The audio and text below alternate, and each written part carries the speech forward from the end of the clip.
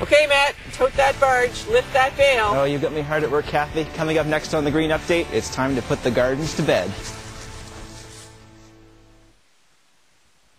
And now, Newswatch at 5:30 continues. Kathy, you know, it's really cold and wet for November.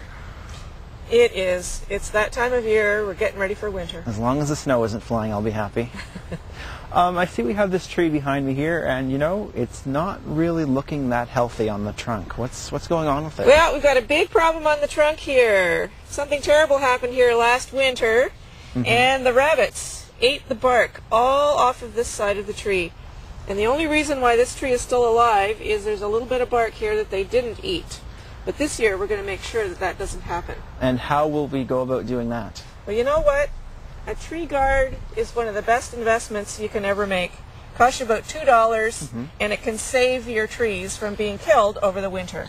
It's really easy to put on. Okay. Basically, you just wrap it around the tree, and it will keep rabbits and mice from eating the bark because they're hungry in the winter. There's no grass growing or things that they can reach, and so they go after the tree bark. And if they eat it all the way around on a young tree, that's the end of the tree. So that's just made out of a plastic-like material? Absolutely. You can get them at most garden centers.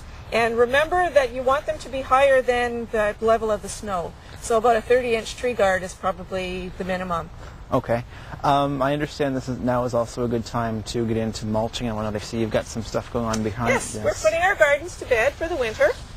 And we try not to leave any bare soil exposed over the winter. Why do we want to do that?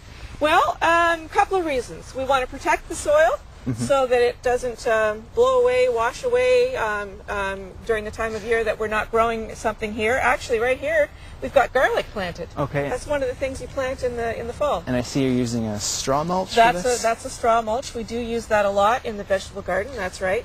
And also perennial gardens can be mulched in the fall. And what kind of mulch would you use for that?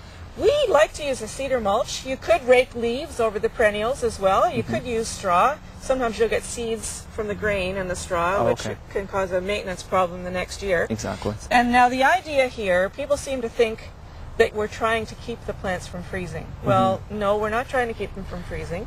But once they freeze, once the ground freezes, we want to keep them frozen. Because if the temperature goes up and down, the freeze thaw is what kills the plant roots. So that January thaw might be a bit of a problem. That can be a problem. Sometimes it gets so warm they think it's time to start growing, and then it gets cold again. Okay, that makes sense. So basically, we can just tuck this mulch all in around these plants. Okay. Is there any type of plants that really require mulching more than others? Well, some that are a little more sensitive, flowers like dianthus, for example. If there's any, like a butterfly bush, anything where we're kind of pushing our luck that they may not be totally hardy in this climate, they could use probably a good couple of inches of mulch, like even right over the top. Okay, and in the spring, should we be taking this off or just leave it on? What should we be doing? Well, it's probably a good idea to pull it back a little bit in the spring. Not too early, but maybe mid-May, just to let the soil warm up and give the plants a chance to really get rolling, and then you can tuck it back in around, and then it helps to prevent moisture loss and keeps the weeds down. And I understand it's best to put it on sometimes even when the ground is frozen. Yep, you can wait really until late November to mulch your gardens. Sometimes if you mulch them too early, if you've got mice in the neighborhood, they might creep in there. But if you wait until the ground is frozen, that's the perfect time. All right. Kathy, one of the reasons I love coming to the ecology park is we always get our hands dirty.